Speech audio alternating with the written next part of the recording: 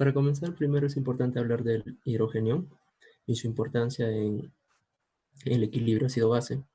Los hidrogeniones, conocidos como los protones, son altamente reactivos y es por eso que se van a encontrar en escasas cantidades a nivel extracelular en el organismo, a comparación de otros electrolitos como el sodio.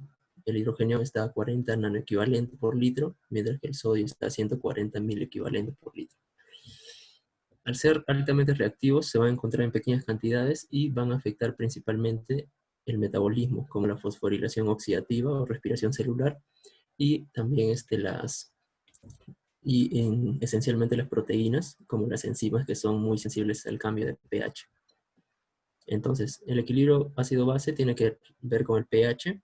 El pH se va a regular básicamente en tres maneras.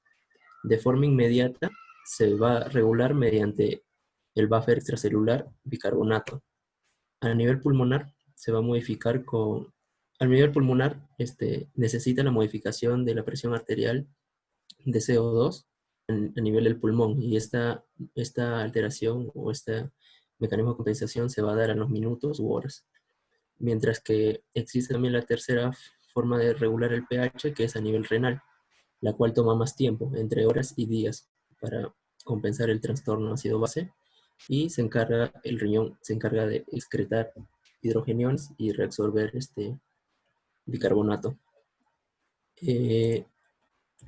Respecto a ahora, nosotros, existe el AGA. El AGA va a ser un procedimiento invasivo, la toma de sangre arterial para procesarla en un gasómetro va a ser un procedimiento invasivo y no va a permitir observar el medio interno del individuo. Entre esto está el estado de oxigenación, el estado de ventilación y el estado ácido-base, junto con otros electrolitos. Entonces, en centros de salud, para la toma de muestra de AGA, se sigue ciertos pasos y se sigue ciertos pasos estandarizados que forman un protocolo, ¿no? Por ejemplo, primero es colocarse los guantes, unos guantes estériles, y alistar los materiales.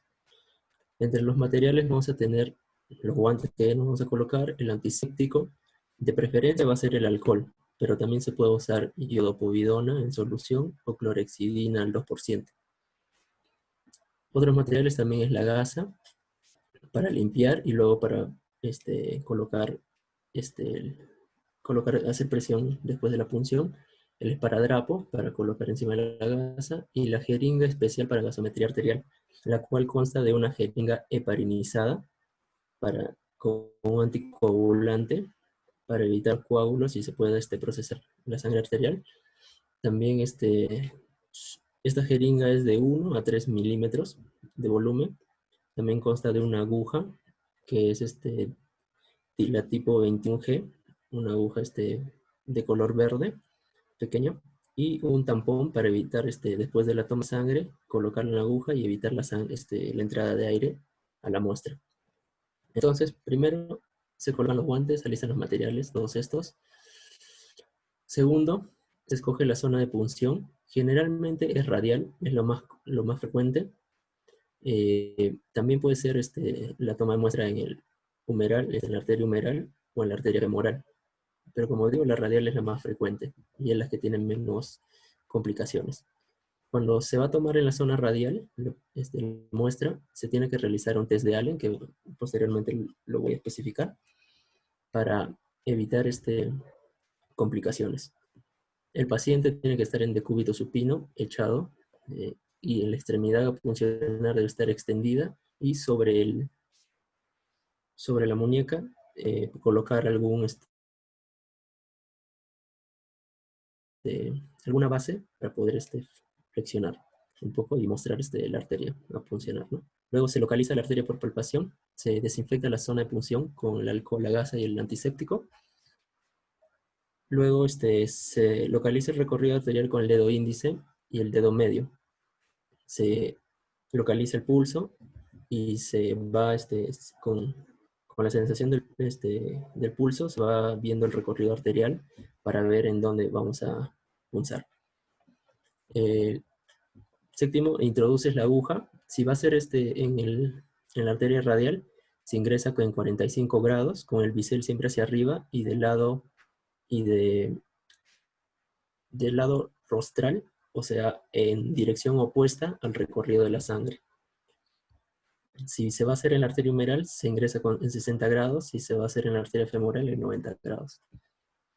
Entonces, una vez que ingresamos, que se puncionó la arteria, se va a extraer 1 mililitro de sangre y no va a haber necesidad de aspiración por, por la circulación, ¿no? Si hay alguna complicación frecuente que sucede, se puede atravesar la arteria por ser tan pequeña. Si en caso se atraviesa la arteria, se va a retirar la aguja lentamente para que la sangre empiece a fluir. Poco a poco va a entrar. Y si es que no perforamos o no atravesamos la arteria, fuimos por otro lado, se retira también lentamente la aguja y sin sacarla de la piel y se empieza a buscar de forma minuciosa la arteria. Por último, una vez que ya tienes la sangre, se retiras la aguja, se pone la gasa, ¿no? Se presiona en la herida, el agujero, y la aguja se le pone el tampón para que no entre aire. Se va a presionar la zona de punción con una gasa. Esta tiene que estar seca por 3 o 5 minutos. Bueno, luego pinchas la aguja en el tampón para que no entre aire. La muestra se va a procesar de forma inmediata y si no es posible procesarla de forma inmediata, se va a guardar en un refrigerador a una temperatura adecuada y tiene que estar debidamente identificada, el nombre del paciente y, y en qué horario se le sacó, ¿no? Ya, después, ya, esto acá a la derecha muestra un gasómetro, que es la máquina que va a procesar la sangre arterial una vez sacada la muestra. Espero que se pueda ver el puntero. En la parte de acá hay una abertura azulita. Por ahí va a entrar, se saca la aguja obviamente y solo la jeringa va a entrar ahí. Y la máquina va a empezar el aspirado de forma automática cuando manipulas en la pantalla del control, ¿no? Pones ahí vas a poner los parámetros de 37, de la temperatura del paciente, el fío en que lo ha sacado. El fío obviamente va a cambiar si el paciente está usando una máscara Venturi o tiene oxígeno complementario con cánula binasal. Todo eso modificas, pones el nombre del paciente también, pones OK, pones procesar sangre arterial, porque también se puede procesar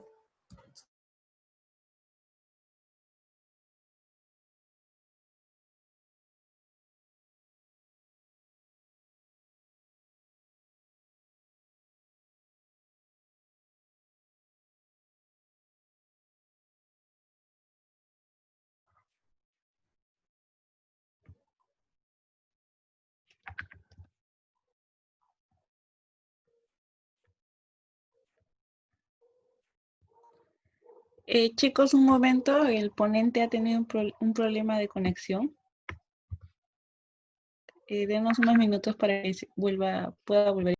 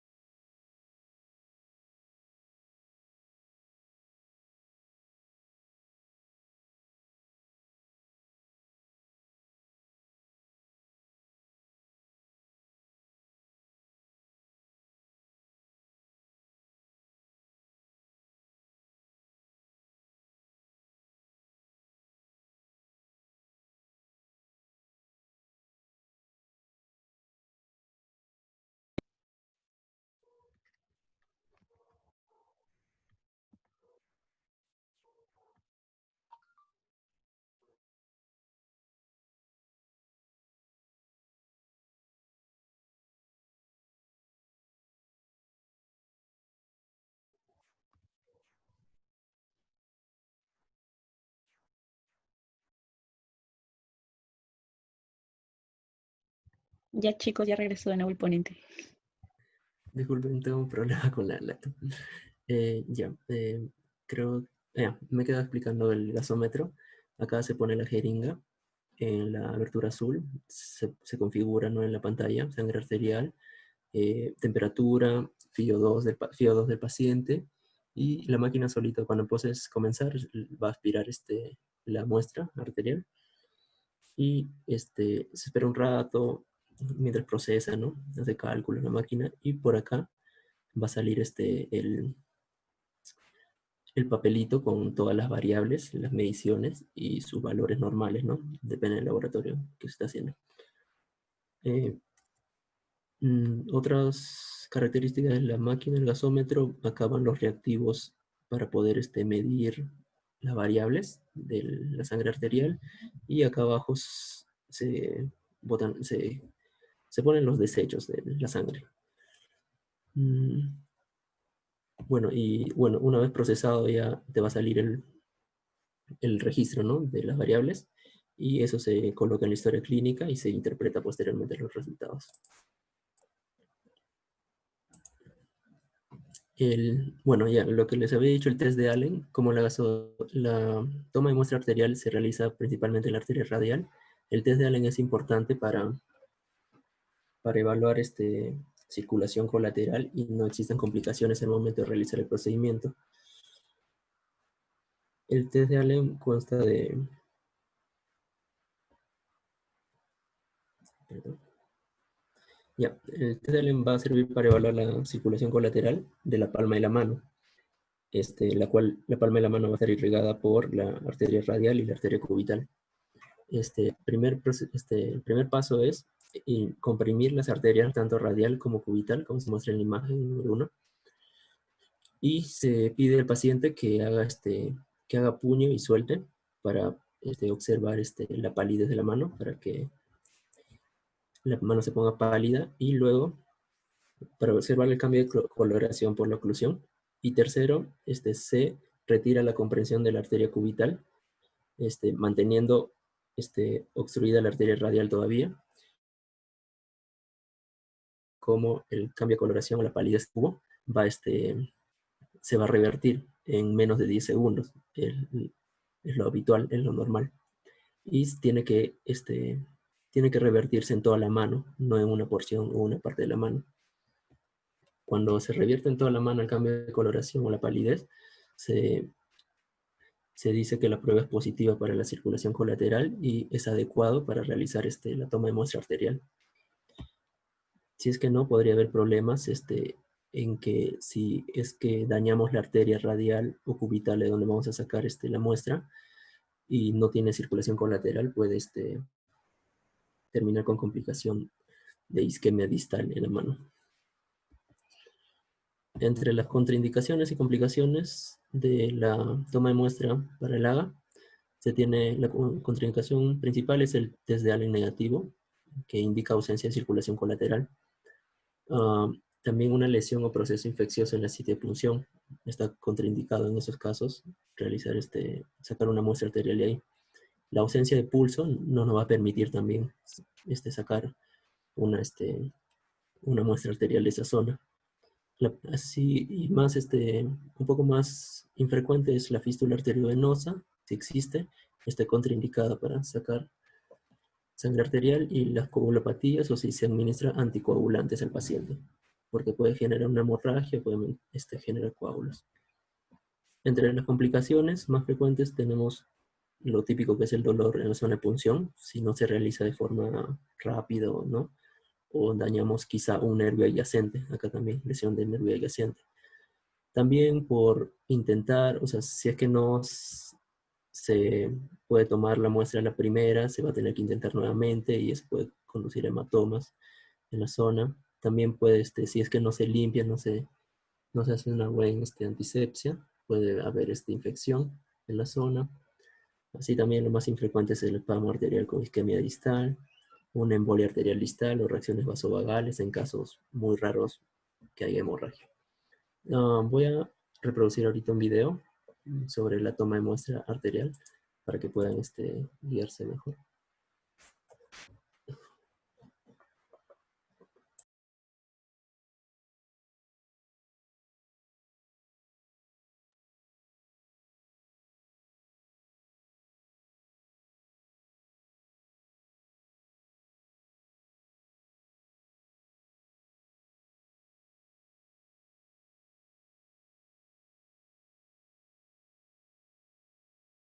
Considere la posibilidad de evaluar la circulación. Técnica de gasometría arterial. Maniobra de Allen. Considere la posibilidad de evaluar la circulación colateral de la mano realizando la prueba de Allen modificada antes de la punción de la radial arterial. Coloque la mano del paciente en la posición anatómica neutra y luego ocluir firmemente tanto las arterias radial y cubital. Aplicando presión directa firme, indique al paciente que abra y cierre el puño rápidamente y observar blanqueo de la piel. Una vez que se produce blanqueamiento, dejar de presionar la arteria cubital y observar el retorno del color normal de la piel. Si el color de la piel normaliza en menos de 10 segundos, el flujo colateral es adecuada.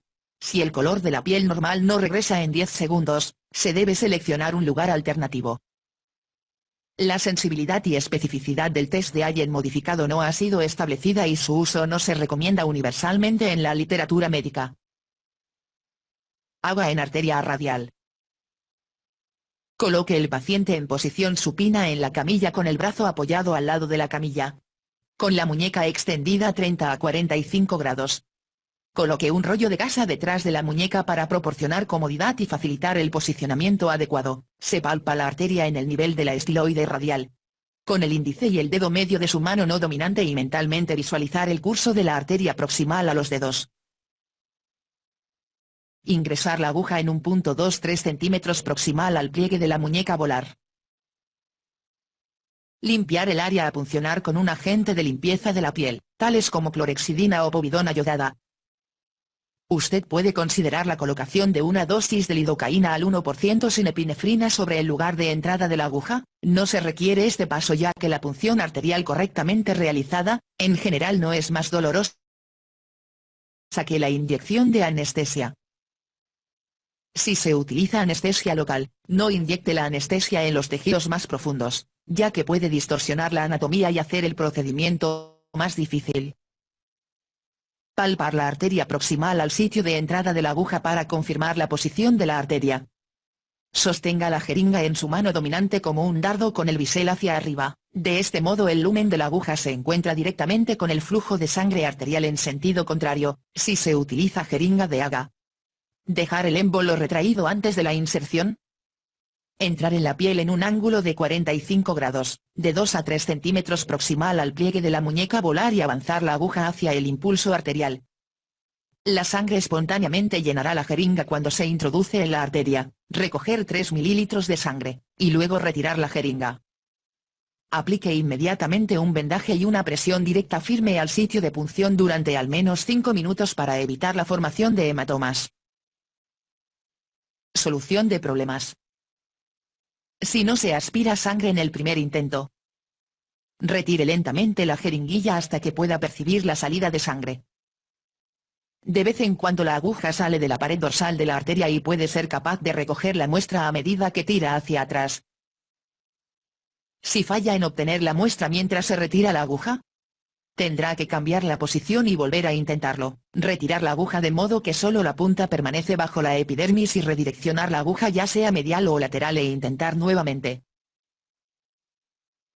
No reposicione la aguja mientras esté introducida por completo. Esto puede causar daños a la arteria u otras estructuras. Si la muestra de sangre sale lentamente o es de color oscuro, sospechar una muestra venosa y repetir el procedimiento.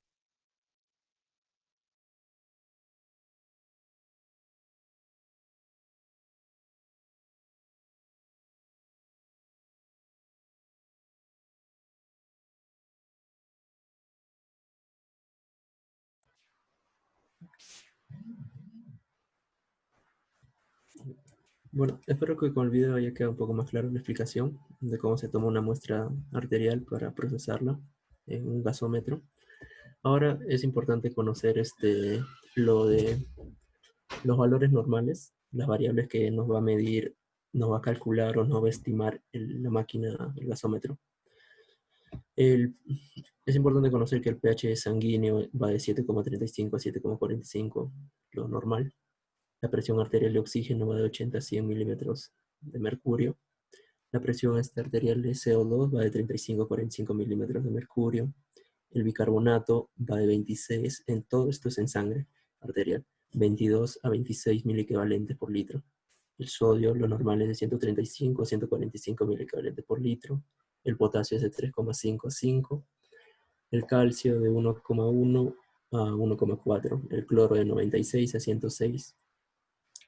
El lactato de 0 a 2 milimoles por litro. El exceso de bases de menos 2 a 2 milimoles por litro. El FIO, lo normal es 0,21 y este va a estar sujeto a cambios si el paciente recibe oxigenación suplementaria. La saturación de oxígeno también nos va a arrojar el procedimiento, el gasómetro, y va a ser de 95 a 100% lo normal. Los más importantes son lo de las dos primeras columnas, aprenderse estos valores.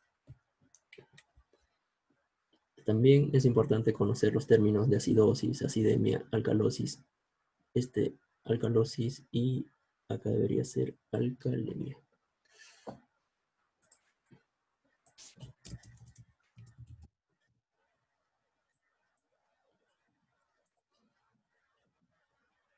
Ya.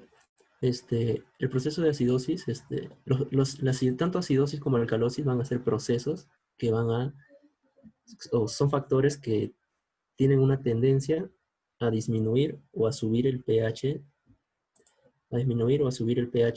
respectivamente. Procesos acidóticos, es de ejemplo la hipoventilación o la cetoacidosis. Alcalosis, los procesos alcalóticos van a ser hiperventilación o vómitos. Ahora, esos procesos de acidosis tienden a disminuir el pH, pero el resultado final se denomina acidemia, que es la disminución en el pH sanguíneo o incremento en la concentración de hidrogeniones en sangre. Lo mismo, la alcalosis tiende a subir el pH y su resultado final va a ser la alcalemia, la elevación del pH sanguíneo o la disminución de la concentración de hidrogeniones en sangre. Es importante diferenciar estos términos. Ahora, para la interpretación, no es muy complicado, solo hay que seguir ciertos pasos. Lo primero es observar el pH sanguíneo y determinar si va a haber acidemia o alcalemia cuando te da una variable, ¿no? En las variables del procedimiento, después de poner el gasómetro. Lo segundo es observar también el valor de la presión arterial de CO2 y determinar si está aumentado, disminuido o en el rango normal, con los valores normales que ya conocemos. Tercero, observar el valor de bicarbonato y lo mismo, ver si está aumentado, disminuido en el rango normal. Y por último, determinar si el trastorno es el trastorno primario, que puede ser acidosis o alcalosis metabólica respiratoria, y luego con algunas fórmulas o algunas interpretaciones veremos si está compensado o no. Si se encuentra compensado este trastorno primario, significa que es un trastorno puro, pero si no se encuentra compensado, existe otro trastorno que afecta las variables, por lo que no se puede compensar. La segunda parte de la interpretación es conocer las características de los trastornos ácido-bases, trastornos puros. Las acidosis, las alcalosis pueden ser metabólicas o respiratorias. En una acidosis metabólica, la acidosis va a tender a disminuir el pH sanguíneo. Y respecto a lo metabólico, va a disminuir, la alteración primaria va a ser que disminuya el bicarbonato en sangre. Y eso va a tener una alteración secundaria. Inicialmente no va a existir compensación. No, el rango de la presión arterial de CO2, de dióxido de carbono, va a estar normal, pero con el tiempo va a empezar a disminuir y eso va a ser la alteración secundaria o compensatoria. Y el exceso de bases va a estar disminuido en la acidosis. Ahora, la alcalosis metabólica, la alcalosis tiende a subir el pH. Como es metabólico, la alteración primaria va a ser que está aumentado el bicarbonato. En un inicio no va a haber esta alteración en el CO2, pero con el tiempo la presión arterial de CO2 va a aumentar y el exceso de bases va a estar aumentado. Ahora, en acidosis respiratoria, la acidosis va a disminuir el pH, tiende a disminuir el pH. La alteración primaria va a ser, como es respiratorio, va a ser un aumento de la presión arterial de CO2 y inicialmente no va a existir alteración en el bicarbonato, pero con el tiempo va a aumentar el bicarbonato. El exceso de bases va a estar aumentado, más de 2. En la alcalosis tiende a subir el pH. Como es respiratorio, su alteración primaria va a ser que la presión arterial de CO2 va a estar disminuida. Inicialmente no va a haber alteración del bicarbonato y posteriormente se va a encontrar una compensación en disminución de bicarbonato. Y el exceso de base va a estar disminuido. Esto lo puse con rojito, lo resalté porque la acidosis en sí de tipo metabólica va a ser por lejos el trastorno ácido-base más frecuente que se va a observar en clínica. Y otra cosita acá es que un tip que lo a tener sus alteraciones en una misma dirección. Por ejemplo, todo lo metabólico, el pH en acidosis metabólica, el pH va a bajar. La alteración primaria va a ser que baje el bicarbonato y la alteración secundaria lo mismo, que baje el CO2. Todo en una misma dirección, todo disminuye, incluso el exceso de bases. Lo mismo con la alcalosis metabólica. Sube el pH, sube el bicarbonato, sube el CO2 y sube el exceso de bases. Por el contrario, los trastornos respiratorios, así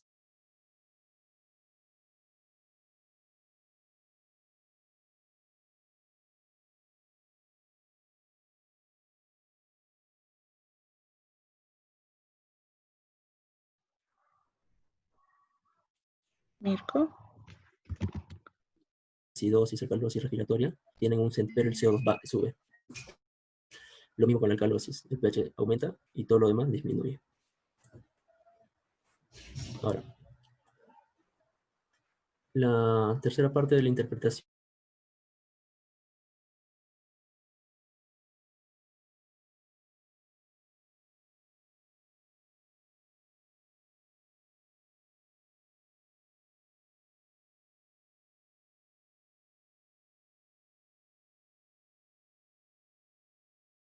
es conocer también esta tablita. ¿Escuchan, no?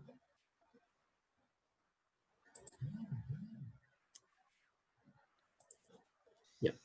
La tercera parte de la interpretación, primero, respecto a la acidosis metabólica, en la cual va a estar disminuida el bicarbonato, se espera una compensación en la presión arterial de CO2 disminuya en 1.5 milímetros de mercurio por cada milequivalente de disminución de bicarbonato. Y esto se traduce en una fórmula muy conocida, que se denomina fórmula de Winter, que es la presión arterial de CO2 esperado es igual a 1.5 por la concentración de bicarbonato más 8 más menos 2. Eso si existe compensación para verificar si el dióxido de carbono está compensado para ver si es un trastorno puro. Lo mismo en la alcalosis metabólica, donde va a haber un aumento de bicarbonato, se espera una regla de compensación que diga que la presión arterial de CO2 va a aumentar 0,7 milímetros de mercurio por cada milequivalente por litro de aumento en el bicarbonato. También esto va a tener una fórmula que va a ser el dióxido de carbono esperado, 0,7 por la concentración de bicarbonato más 21 más menos 2. Entre ese rango tiene que estar la compensación esperada. Si es que no está compensado, significa que existen trastornos mixtos. Respecto al ácido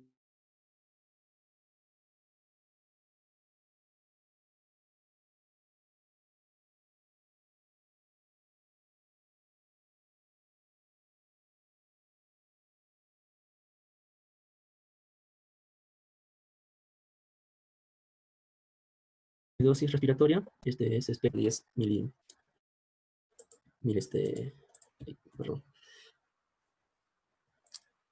milímetros de mercurio de aumento en la presión arterial de dióxido de carbono, que esté sobre un valor normal de 40. La presión arterial de dióxido de carbono es de 35 a 45, tu punto medio es 40, por cada 10 que aumente desde 40, se espera un aumento de un milequivalente en el bicarbonato. Si es una acidosis respiratoria crónica, el bicarbonato va a aumentar en 3,5 por cada 10 milímetros de mercurio de aumento en la presión arterial de CO2. Lo mismo con la alcalosis respiratoria. Puede ser aguda, puede ser crónica. En la aguda se va a esperar una disminución de 2.000 equivalentes por litro del bicarbonato por cada 10 milímetros de mercurio que se reduja la presión arterial de CO2. Y en la parte de crónica, se espera que exista una disminución de 4.000 equivalentes por litro en el bicarbonato por cada 10 milímetros de mercurio que se reduzca la presión arterial del CO2. Esto es un término importante también, sobre todo cuando hablamos de una acidosis metabólica, porque es el anión gap, que también se denomina brecha aniónica, va a representar los aniones no medibles. Acá tenemos gráficamente en la columna izquierda todos los cationes y en la columna derecha los aniones. Los aniones no medibles van a ser los que se encuentran acá. La diferencia entre el catión más abundante, que va a ser el sodio, menos los aniones más abundantes, que son y que se pueden medir, que son el bicarbonato y el cloro. Por eso es que el anión GAC va a tener esta fórmula. La concentración de sodio menos la suma de concentraciones del cloro y el bicarbonato. Ahora, esto tiene relevancia cuando hablamos de acidosis metabólica, porque nos va a permitir determinar una causa probable de dicha acidosis metabólica, de dicho trastorno. El valor normal va a ser de 8 a 12.000 equivalentes por litro. Entonces, cuando usamos esa fórmula, vamos a tener resultados altos y resultados normales. Un anión GAP alto nos va a indicar un aumento de ácidos metabólicos. Y estos van a tener causas, todos esos ácidos metabólicos van a producir una acidosis metabólica. Y esas acidosis metabólicas van a tener causas como la acidosis láctica cuando hay un excesivo ejercicio, la cetoacidosis, típico en la diabetes, la insuficiencia renal también, o cuando hay intoxicación por salicilatos, aspirina, metanol, formol, etilenglicol, paraleído, tolueno, sulfuros, o en la radiomiólisis masiva. Estas son las causas de acidosis metabólica con anión GAC alto.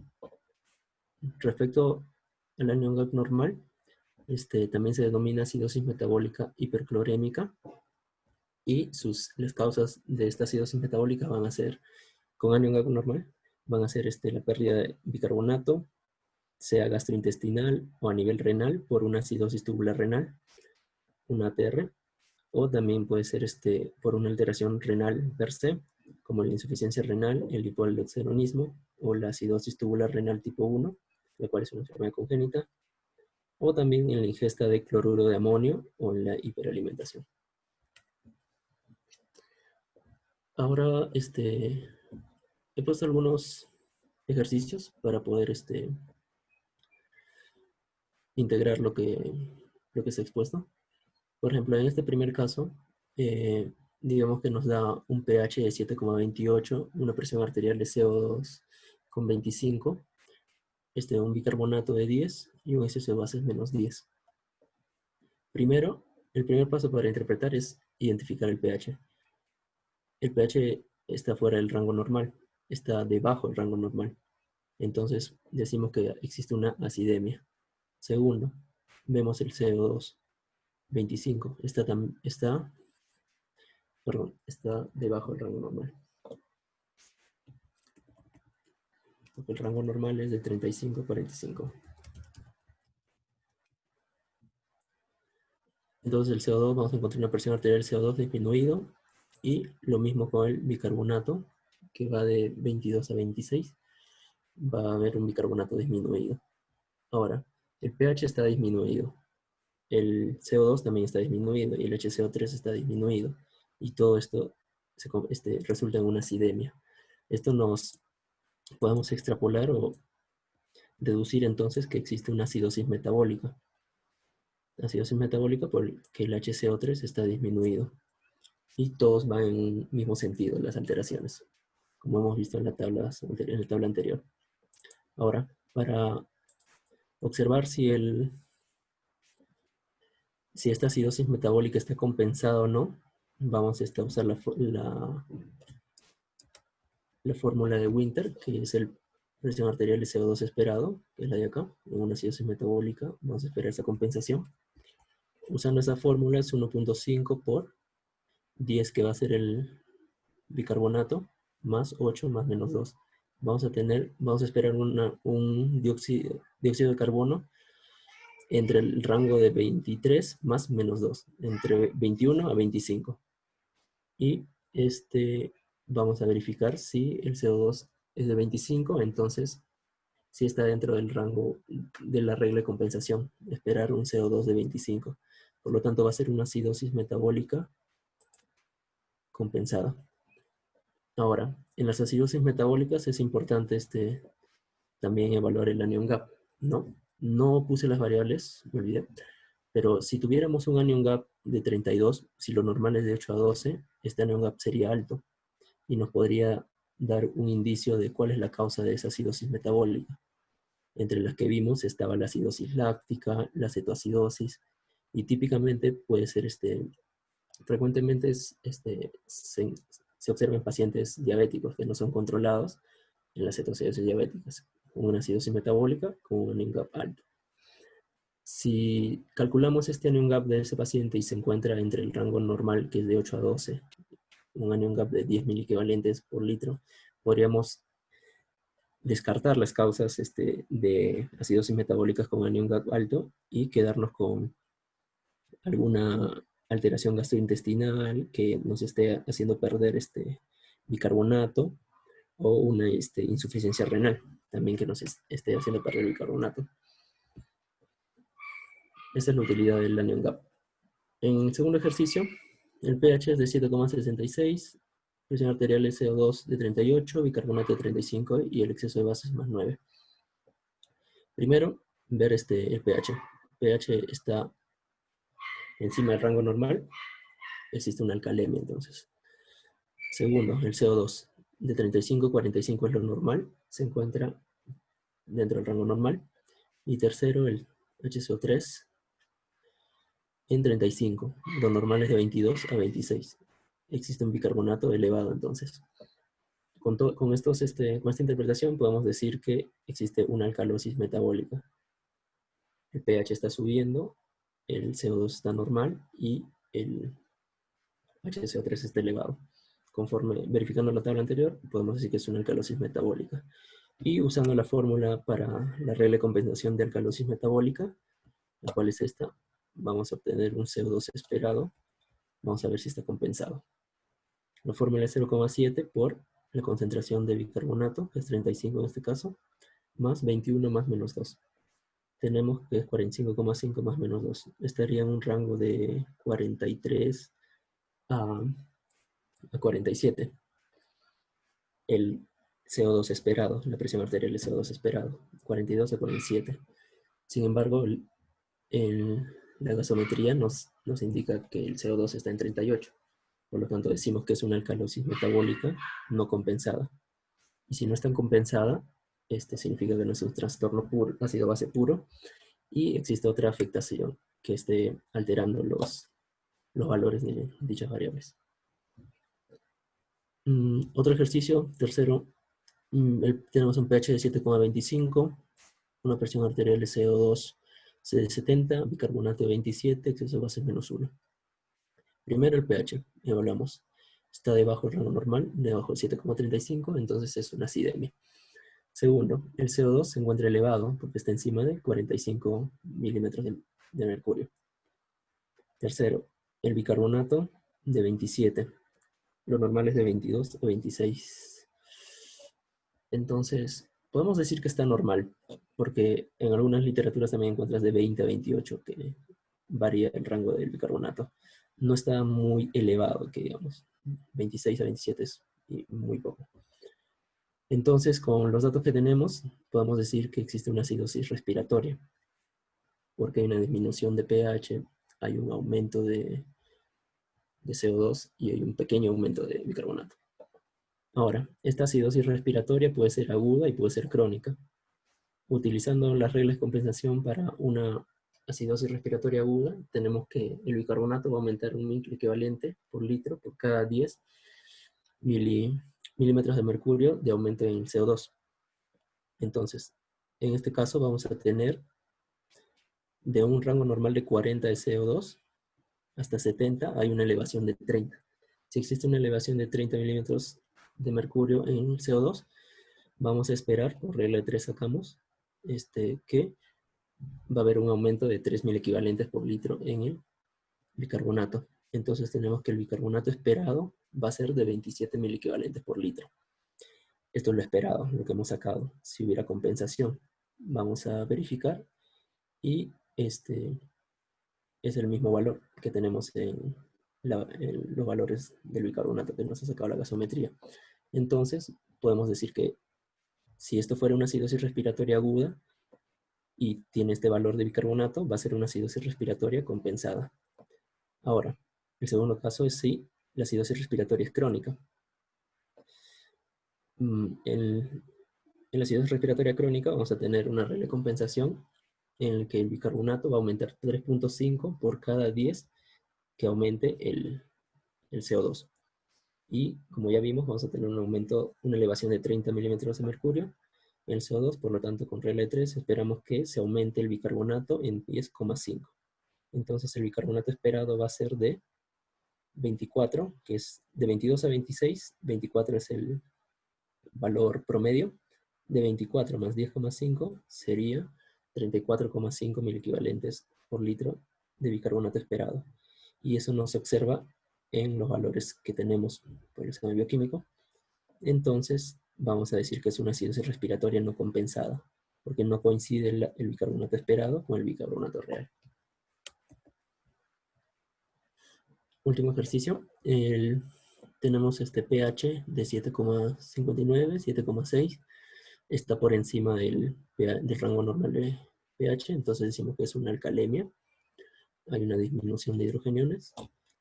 El CO2 en 20, decimos que está bajo porque está debajo de 35. El bicarbonato en 20, lo normal es de 22 a 26, entonces existe un bicarbonato bajo. El exceso de base es menos 5. Con estos datos interpretamos y decimos que existe una alcalosis respiratoria. Ahora, la alcalosis respiratoria también puede ser aguda o puede ser crónica. Respecto a la regla de compensación en una alcalosis respiratoria aguda, tenemos que el bicarbonato va a disminuir 2.000 equivalentes por cada 10 que disminuye el CO2 en un valor promedio de 40.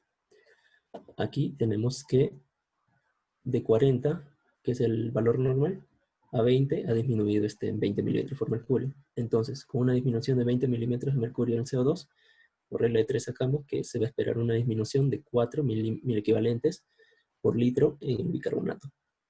Entonces decimos que el bicarbonato esperado va a ser de 20.000 equivalentes por litro.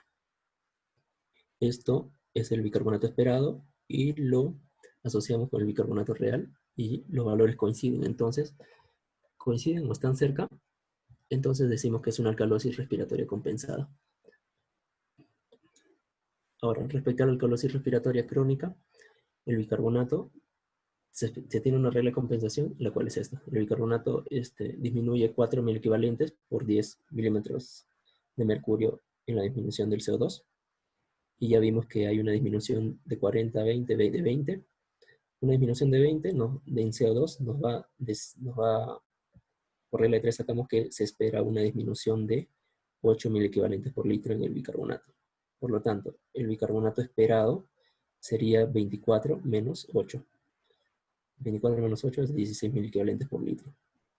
Este bicarbonato esperado lo comparamos con el bicarbonato real que nos sacó la gasometría y notamos que es diferente. Bueno, entonces, si es diferente, decimos que es una alcalosis respiratoria no compensada y supone que puede haber otro trastorno que esté afectando las variables, los valores de estas variables, y eso se denominan trastornos mixtos, lo cual no vamos a ver en esta exposición.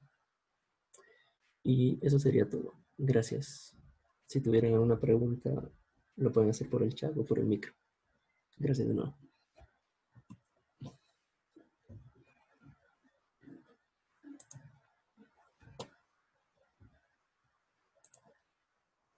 Bueno, chicos, no se olviden primero de llenar el formulario y quería agradecerles por su participación a nombre de CEPAI SOCENS y también agradecer a Mirko por esta grandiosa ponencia que nos ha dado sobre el análisis de gases arteriales. Y bueno, muchas gracias. Esperemos seguir contando con su participación. Mañana tendremos uno por el Día Mundial de la Hepatitis con el doctor Carlos Medina, que es un infectólogo reconocido de nuestra universidad, y esperamos que puedan asistir. Muchas gracias, chicos, y no se olviden de llenar el post-test.